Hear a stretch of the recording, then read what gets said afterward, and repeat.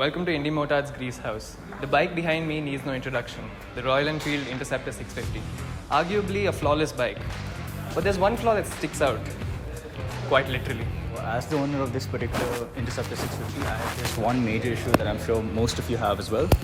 It's your shins getting completely obliterated in every stop and go traffic that you come across. That's where the Indy Motard touring foot pegs come in. So it solves this issue by pushing the foot pegs a bit forward so it doesn't hit your shins.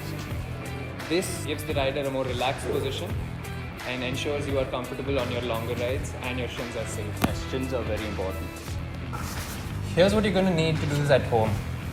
A flathead screwdriver, a 4mm spanner, and a 12mm spanner, and an Allen key of size 4. What you will also need is a plier as seen in the picture.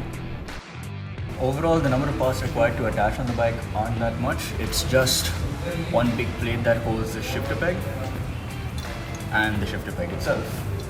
And the same thing on this side. For the brake side, it's all attached in one piece. So just plug and play basically. All you have to watch out for is getting the connecting rod in place and making sure the brake reservoir is where it's supposed to be. Everything else is included in the box. Begin by unscrewing the two Allen bolts on the heel plate. Using the nose pliers, remove the pin holding the brake lever and the brake hose.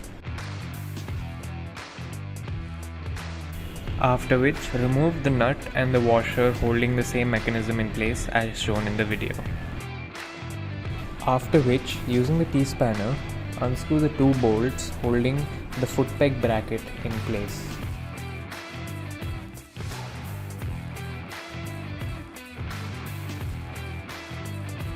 Once the foot peg bracket has been removed, find the pin under the foot peg and using the pliers straighten out both its legs and pull it out of its slot.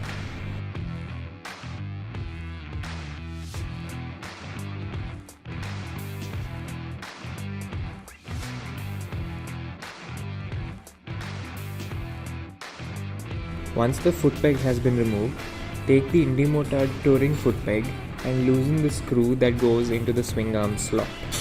A key point to note is that the screw should not be removed completely but only be loosened by turning it a couple of times.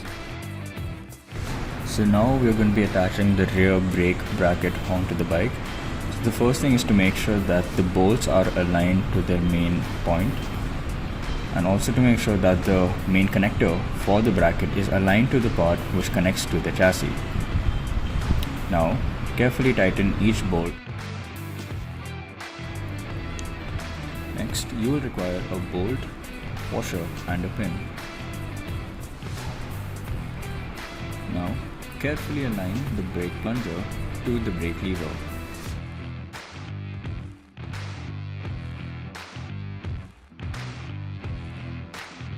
Next, align the heel plate with the plunger tube and screw it in place. Next, take the foot peg and attach it to the rear brake lever.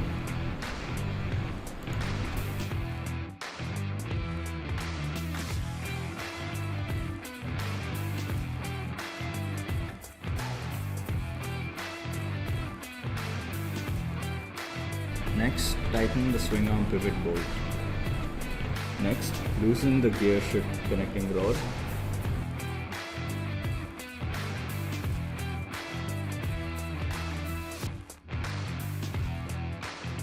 And then repeat the process of removing the bracket.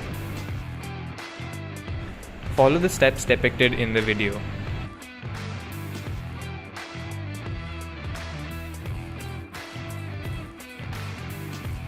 Once that step is completed, place the washer provided in the packet as seen in the video and place the gear lever above it.